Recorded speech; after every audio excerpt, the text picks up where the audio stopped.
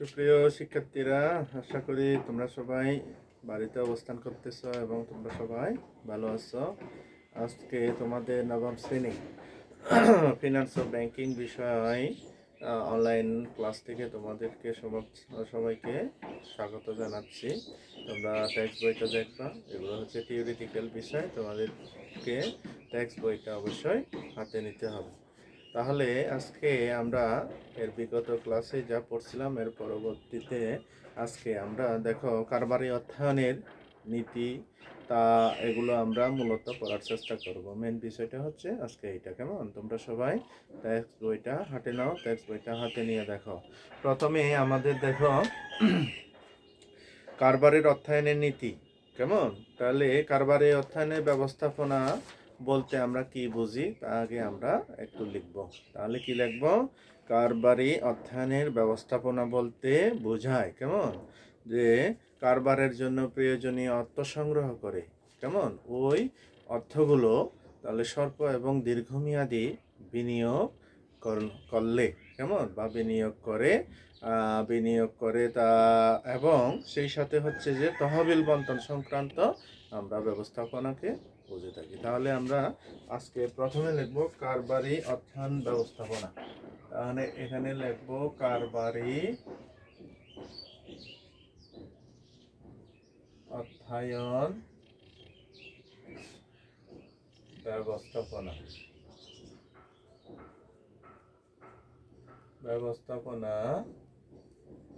বলতে তাহলে কারবারের জন্য প্রয়োজনীয় বইতে আছে, কেমন কারবারের জন্য প্রয়োজনীয় অর্থ আমরা কি করব? সংগ্রহ করব বা তহবিল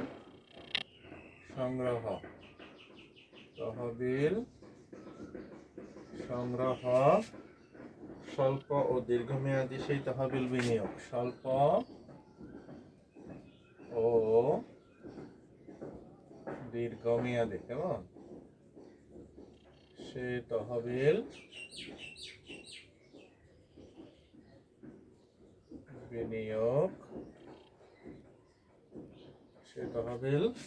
বিনিয়োগ এবং তহবিল বন্টন সংক্রান্ত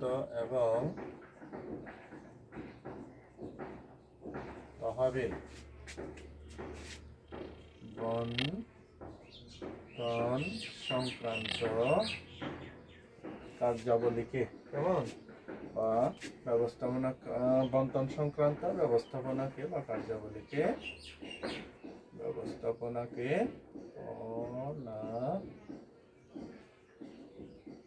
বোঝায়। ঠিক আছে?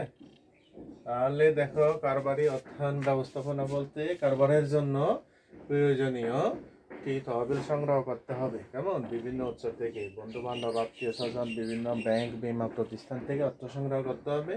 স্বল্প এবং দীর্ঘমেয়াদী সেই তহবিলগুলো আমাদেরকে কি করতে হবে? বিনিয়োগ করতে হবে।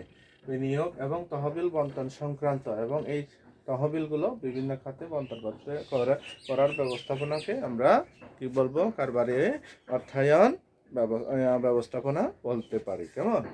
এবারে আসি কারবারি অর্থায়নের যে নীতিগুলো আছে, কেমন এই বইতে আছে কারবারি অর্থায়নের নীতি। কারবারি অর্থায়নের নীতি। কারবারি অর্থায়নের নীতি তিনটা আছে। এক হচ্ছে তারল্য বনাম মুনাফা নীতি। দুই, উপযুক্ততার নীতি। উপযুক্ততার নীতি। তারপরে 3 নাম্বার পণ্য বৈচিত্র্যায়নের নীতি একটা আছে, দেখো কারবারে বৈচিত্র্যায়ন ও ঝুঁকি বন্টন। কারবারের বৈচিত্র্যায়ন ও ঝুঁকি বন্টন নীতি। তাহলে আমরা কারবারি অর্থায়নের নীতি কয়টি পেলাম? 3টি। কেমন? একটা হচ্ছে দেখো তারল্য বনাম মুনাফা নীতি। 2 নম্বর হচ্ছে উপযুক্ততার নীতি, কারবারের বৈচিত্র্যায়ন ও ঝুঁকি বন্টন নীতি। তাহলে প্রথমেই আসি আমরা তারল্য বনাম মুনাফা নীতি। তারল্য মানে হচ্ছে নগদ, ঠিক আছে। মুনাফা মানে কি, আমরা ওই টাকাগুলো, যে টাকাগুলো ব্যবহার করে বাড়তি টাকা উপার্জন করে থাকি, ওগুলোকে বলা হয় কি, মুনাফা। তারল্য বনাম মুনাফা নীতি। তারল্য এবং মুনাফা নীতি বলতে আমরা বুঝি তারল্য এবং মুনাফার মধ্যে সামঞ্জস্য বা ব্যালেন্স করার নীতিকে আমরা তারল্য বনাম মুনাফা নীতি বলে থাকি। তাহলে আমরা আসি প্রথমে, এটা মুছে দিচ্ছি, কেমন, এটা মুছে দিচ্ছি, তোমরা বইটাতে দেখবা, বইটাতেও আমাদের এই নীতিগুলো দেওয়া আছে। আমি সংক্ষেপে বলবো, কেমন। প্রথমে তারল্য বনাম মুনাফা কি আছে, নীতি আছে, কেমন। তাহলে এটাকে সহজভাবে কিভাবে বলবো, তারল্য ও মুনাফা। তারল্য মানে নগদ টাকা, কেমন। তারল্য ও মুনাফার মধ্যে সামঞ্জস্য বা ব্যালেন্স, কেমন, সামঞ্জস্য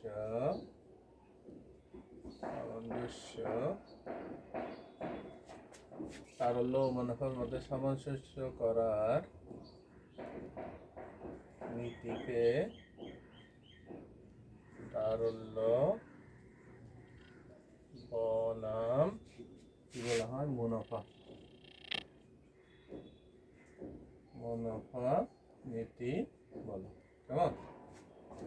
তারল্য এবং মুনাফার মধ্যে কি সামঞ্জস্য বিধান করাকে বা সামঞ্জস্য করার নীতিকে আমরা তারল্য বনাম মুনাফা নীতি বলে থাকি। অর্থাৎ দেখো, আমরা যদি নগদ টাকা বেশি হাতে রেখে দিই, তাহলে কি করতে পারবো না, বিনিয়োগ করতে পারবো না, কেমন।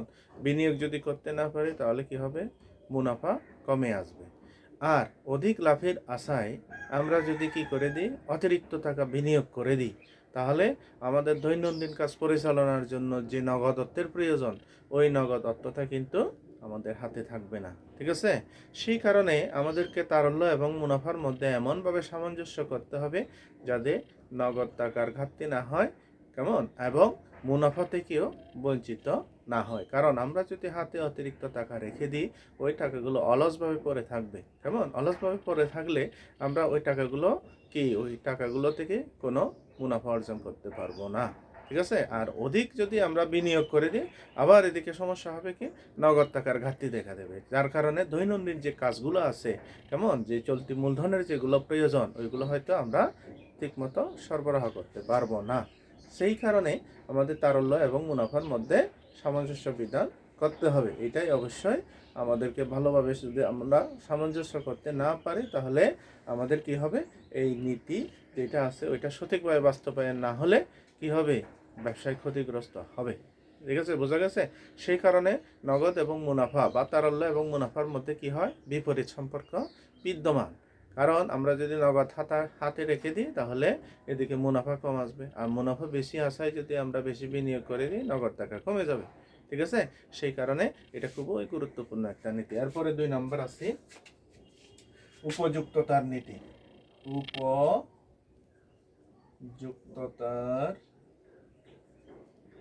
নীতি। উপযুক্ততার নীতি কোনগুলা? আচ্ছা, এটা হচ্ছে যে স্বল্প মেয়াদের যে খরচগুলো আছে, বা আমরা স্বল্প মেয়াদে যে খরচগুলো আছে, বা আমাদের দৈনন্দিন কার্য নির্বাহ করার জন্য যে খরচগুলো হয়, ওগুলো স্বল্প মেয়াদী উৎস থেকে সংগ্রহ করতে হবে। আর আমরা ব্যবসায় যদি মনে করো স্থায়ী সম্পদ, যেমন আসবাবপত্র, কেমন, আবার যদি কোনো মেশিন বা বড় ধরনেরও বিনিয়োগ করে, তাহলে এগুলো দীর্ঘমেয়াদী উৎস থেকে সংগ্রহ করতে হবে। এটাকে বলা হয় উপযুক্ততার নীতি, ঠিক আছে। তাহলে আমাদের কি লিখতে হবে, চলতি মূলধন, কেমন, চলতি মূলধন স্বল্পমেয়াদী উৎস হতে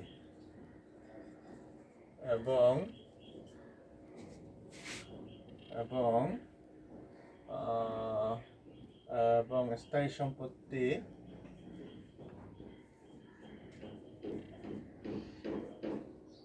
বা স্থায়ী সম্পদ না লিখে স্থায়ী মূলধন আমরা লিখি। স্থায়ী মূলধন কি দীর্ঘমেয়াদী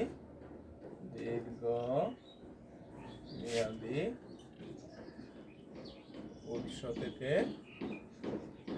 সংগ্রহ করার নীতি। কেমন? তাহলে আমি কি লিখলাম? চলতি মূলধন স্বল্পমেয়াদী উৎস হতে এবং স্থায়ী মূলধন দীর্ঘমেয়াদী উৎস থেকে সংগ্রহ করার নীতিকে আমরা কি বলবো? উপযুক্ততার নীতি। দেখো আমি এটা তোমাদের একটু সংক্ষেপে বলতেছি। এটা হচ্ছে যে মনে করো আমাদের দৈনন্দিন কার্য ব্যবসায় পরিচালনা করতে গেলে দৈনন্দিন অনেক কার্য আমাদের কি করতে হয়? সম্পাদন করতে হয়। এই কারণে আমাদের দৈনন্দিন কার্য নির্বাহের জন্য যে সমস্ত অর্থ বা টাকার প্রয়োজন হয় এগুলো আমরা স্বল্পমেয়াদী উৎস থেকে সংগ্রহ করব। ঠিক আছে? আর যেগুলো স্থায়ী মূলধন, যেমন মনে করো আমরা কি করলাম, মেশিন একটা ক্রয় করব, সেই সাথে দালান কোঠা, কারখানার দালান কোঠা যদি আমরা নির্মাণ করতে চাই তাহলে এগুলো আমাদেরকে দীর্ঘমেয়াদী উৎস থেকে সংগ্রহ করতে হবে। তাহলে দীর্ঘমেয়াদীর উৎসগুলো কোনগুলো? দীর্ঘমেয়াদীর উৎসগুলো হচ্ছে ব্যাংক, বিমা, কেমন বিভিন্ন আর্থিক প্রতিষ্ঠান থেকে আমরা কি করতে পারি? দীর্ঘমেয়াদী ঋণ গ্রহণ করে তাহলে ওই স্থায়ী মূলধনগুলো আমরা এভাবে কি করব? সংগ্রহ করব। ঠিক আছে? আর চলতি মূলধনের জন্য আমাদেরকে কি করতে হবে?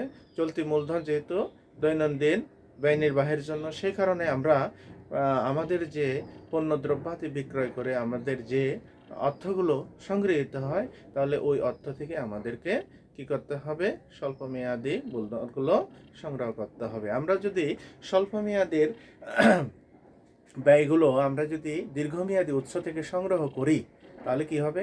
তাহলে এর জন্য আমাদেরকে অনেক দায়ের সৃষ্টি হবে।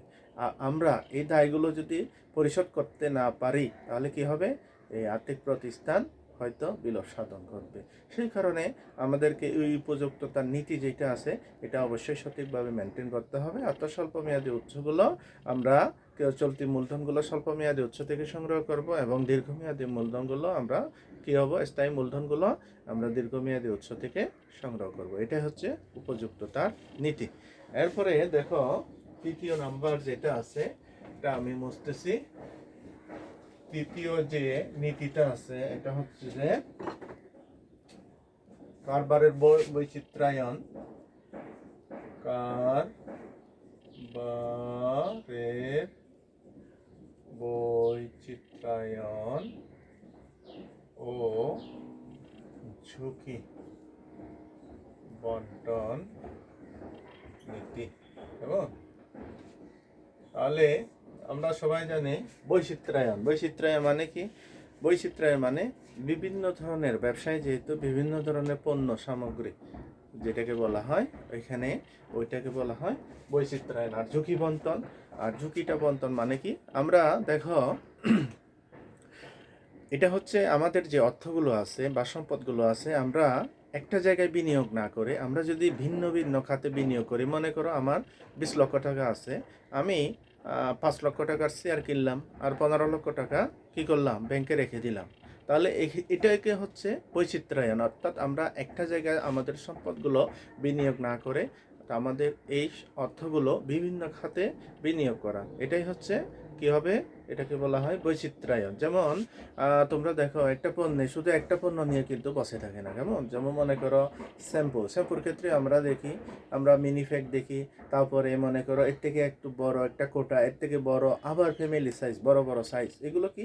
এগুলো হচ্ছে বৈচিত্র্যায়ন। কারণ আমি যদি একটা পণ্য নিয়ে বসে থাকি কেমন, তাহলে আমাদের বা কাস্টমারদের হয়তো ওই পণ্যটা চাহিদা নাও থাকতে পারে। এর হয়তো অনেকের হয়তো ছোট দরকার, অনেকে বড় দরকার, অনেকে মাঝারি দরকার। সুতরাং সেই কারণে কোম্পানিগুলো তোমরা তো সবসময় দেখবা যে তারা কি করে বিভিন্ন ধরনের ভ্যারাইটিস নিয়ে আসে পণ্য সামগ্রীগুলো। কেন? কারণ আমরা যদি মিনিফ্যাক্টগুলো বিক্রি করতে না পারি, কেমন ওই মাঝারি এবং বড় সাইজের শ্যাম্পুগুলো যদি বিক্রি করি তাহলে কি হবে? তার ঝুঁকিটা বন্টন হয়ে যাবে। অর্থাৎ একটা বিক্রি না হলেও এই বিক্রির যে ক্ষতিটা হয় ওইটা যেটা কি বড় এবং মাঝারি শ্যাম্পু দিয়ে ওই ক্ষতিটা পুষিয়ে নেওয়া যাবে। ঠিক আছে? তোমরা প্রায় পণ্য সামগ্রীতে দেখবা এই ধরনের কি বৈচিত্র্যায়ন নিয়ে আসা হয়। কেন? তাদের ঝুঁকিটা বন্টন করার জন্য। ঝুঁকি মানে হচ্ছে যে তারা যদি কোনো একটা পণ্য বিক্রয় করতে না পারে তাহলে অপর একটা পণ্য দিয়ে এই ঝুঁকিটা কী হবে তারা ব্যবস্থাপনা করে নেবে। এটাকে বলা হয় কারবারের বৈচিত্র্যায়ন এবং ঝুঁকি নীতি। বোঝা গেছে? তাহলে তোমরা বইটা আবার ডিটেলস পড়বা। আমি মূল বিষয়গুলো বস্তুগুলো তোমাদের বললাম, তোমরা আরও ভালো করে দেখবা। এরপরে আছে আর্থিক ব্যবস্থাপকের কার্যাবলী। কেমন? এটা মুছে দিচ্ছি আমি। দেখো,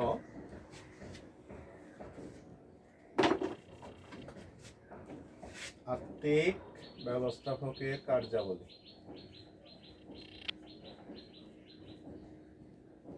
আর্থিক ব্যবস্থাপকের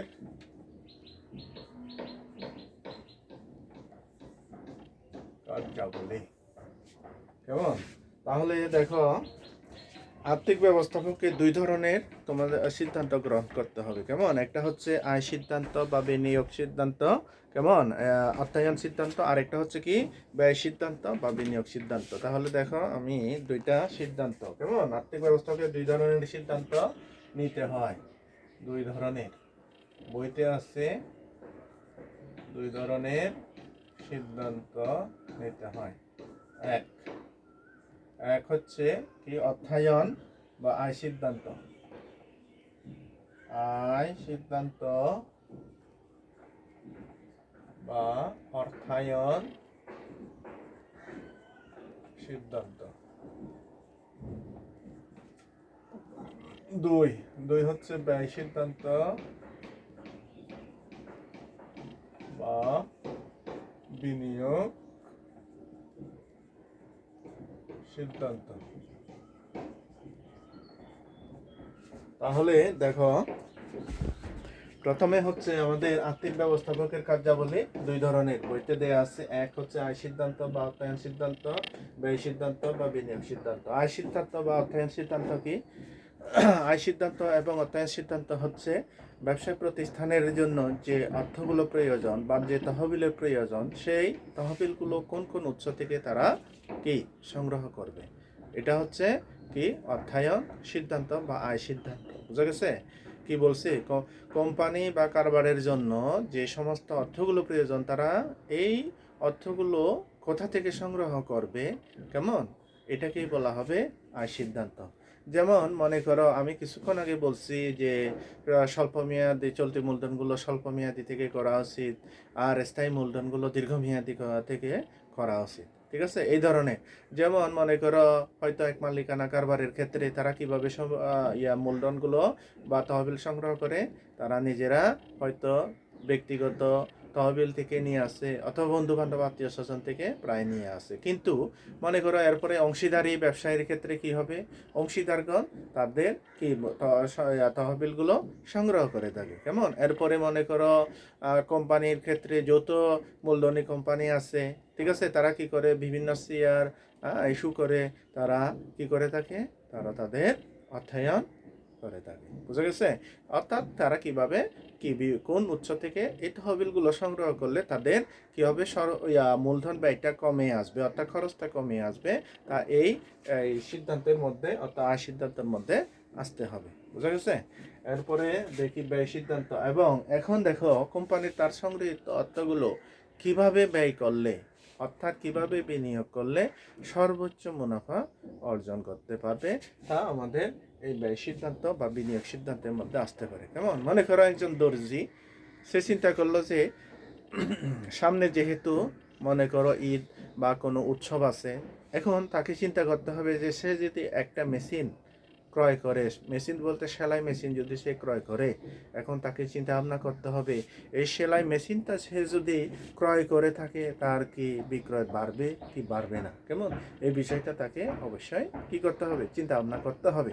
এখন যদি সে যদি চিন্তা করে বা হিসাব কষে যদি দেখে যে, বা তার প্রাক্কলন করে যদি দেখে যে তার এই সেলাই মেশিনটা যদি ক্রয় করে তাহলে তার বিক্রয় বৃদ্ধি পাবে, তাহলে সেই ক্ষেত্রে তাকে কি করতে হবে, ওই সেলাই মেশিনে তাকে বিনিয়োগ করতে হবে, অর্থাৎ তার সংগৃহীত টাকাগুলো এভাবে বিনিয়োগ করতে হবে। ঠিক আছে, প্রত্যেক কোম্পানি আগেভাগে প্রাক্কলন করে থাকে যে সে কোন কোন খাতে বিনিয়োগ করবে, কেমন কোন কোন খাতে বিনিয়োগ করলে কি পরিমাণ আয় হতে পারে, কেমন এইটা সবাই একটা অনুমান নির্ভর অর্থাৎ প্রাক্কলন করতে হয়।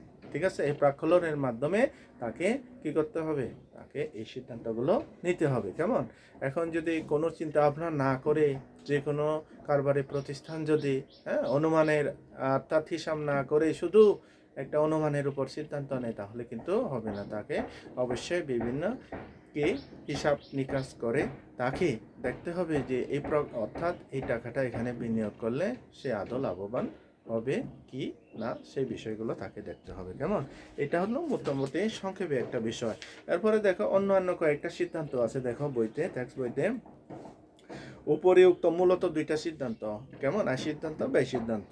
উপরিউক্ত দুটি সিদ্ধান্ত আর্থিক ব্যবস্থাপকের জন্য সর্বাপেক্ষা গুরুত্বপূর্ণ। এছাড়া আর্থিক ব্যবস্থাপককে আরও কিছু সিদ্ধান্ত নিতে হয়, যেমন এখানে আছে কি চলতি বিনিয়োগ সিদ্ধান্ত, কেমন, কি পরিমাণ সে কাঁচামাল ক্রয় বা প্রতিষ্ঠানের জন্য উপযোগী সেই অর্থ কোথা থেকে সংগ্রহ করা হবে, তাহলে এই সংক্রান্ত সিদ্ধান্তকে চলতি বিনিয়োগ কি হয়, সিদ্ধান্ত বলা হয়।